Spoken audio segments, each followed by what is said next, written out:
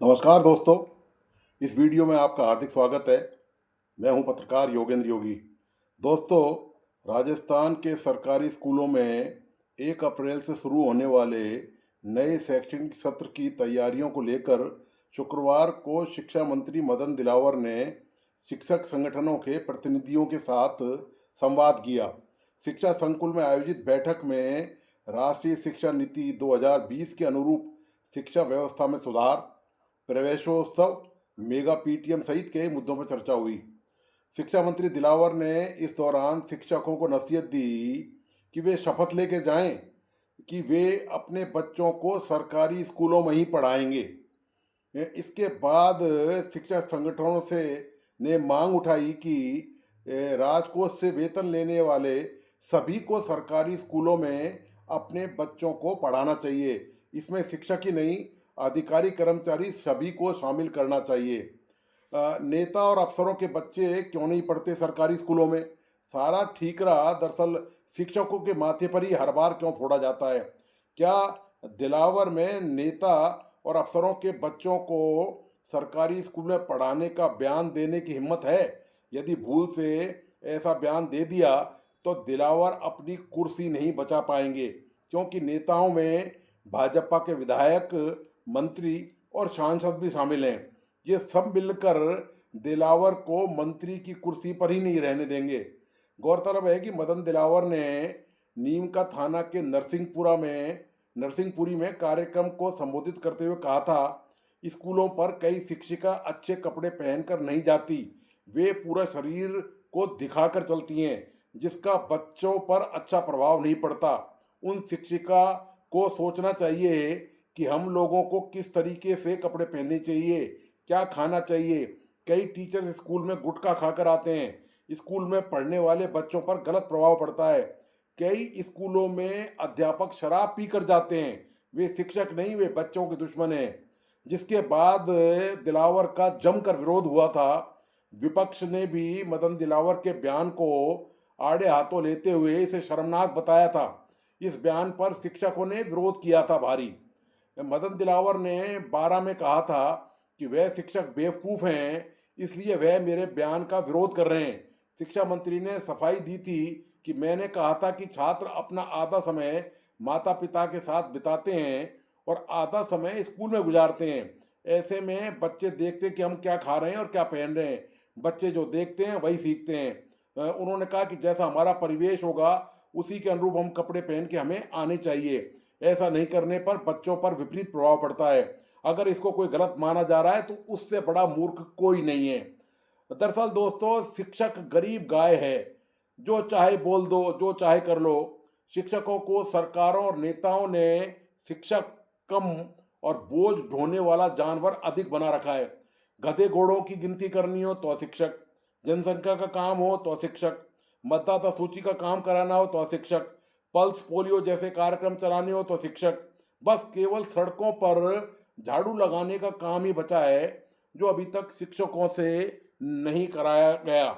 यदि यही हाल रहा तो एक दिन ऐसा भी आ जाएगा, कहने का मतलब है कि शिक्षक ना हुए दोस्तों, घसियारे हो गए। जब शिक्षक अपनी कोई मांग सरकार के सामने रखते हैं तो उन्हें आश्वासनों का झुंझुना थमा दिया जाता है। तृतीय श्रेणी के शिक्षक के करीब 5 लाख से अधिक शिक्षक सालों से तबादलों की मांग कर रहे हैं। उनकी सुनवाई नहीं हो रही है। ऐसा नहीं है कि शिक्षकों में दमखम नहीं है, किंतु शिक्षक संगठनों के नेताओं के निर्विश्वास और उनकी जो चापलूसी के जो तरीके हैं, तौर तरीके, उनकी हरकतें हैं, उसकी वजह से इन मांगों को लगातार कई सालों से टाला जा रहा है। यदि शिक्षक तय कर लें अपनी मांग हर सूरत में मनवा कर रहेंगे तो किसी नेता, राजनीतिक दल या सरकार की हिम्मत नहीं है कि इनकार कर दे। चुनाव से पूर्व आंदोलन और हड़ताल की घोषणा करने की जरूरत है। इतने में ये सब घुटने टेक सकते हैं। इनमें इतना दम नहीं होता। वोटों के डर से नेताओं के हलक सूख जाते हैं। यही वजह है कि क्रीमी लेयर को आरक्षण से बाहर करने और आरक्षित वर्ग में महादलितों को अलग से आरक्षण जैसे मुद्दों पर कोई नेता जुबान नहीं खोलता, बेशक उसका आरक्षित वर्ग को ही नुकसान क्यों नहीं उठाना पड़े। राजस्थान में दोस्तों शिक्षा की जो हालत है उसका अंदाज़ा इस बात से लगाया जा सकता है कि जिस राज्य का शिक्षा मंत्री प्रदेश के युवाओं को आईटी सेक्टर, विज्ञान, टेक्नोलॉजी, अंतरिक्ष विज्ञान, इंजीनियरिंग और चिकित्सा जैसे क्षेत्रों में ऊंचाई छूने के लिए प्रेरित करने के बजाय कहे कि बेरोजगार युवा गाय पालने के साथ गोबर बेचकर डबल कमाई कर सकते हैं, इससे आप अंदाजा लगा सकते हैं कि राजस्थान में युवाओं का भविष्य कैसा होगा। ये बयान शिक्षा मंत्री मदन दिलावर ने पिछले दिनों दिया था कि युवा, जो बेरोजगार युवा हैं, वो कैसे डबल कमाई कर सकते हैं। तो ये दोस्तों राजस्थान की हालत है, ये राजस्थान में शिक्षा का वातावरण है। राजस्थान में हजारों स्कूल जो है उनकी इमारतें जर्जर हैं। झालावाड़ में हादसा हुआ, 7 बच्चों की मौत हो गई, सरकारी स्कूल की छत गिर गई। उसके बाद भी धौलपुर सहित राज्य के कई जिलों में सरकारी स्कूलों की कभी दीवार गिर गई तो कभी छत गिर गई, कई बच्चों घायल हो गए उसमें। इन सब बातों की चिंता शिक्षा मंत्री को नहीं है। इस मुद्दे पर शिक्षा मंत्री ने हाथ खड़े कर रखे हैं और ये कह रखा है सरकार के पास बजट नहीं है। हाई कोर्ट इस मामले को लेकर बेहद गंभीर है।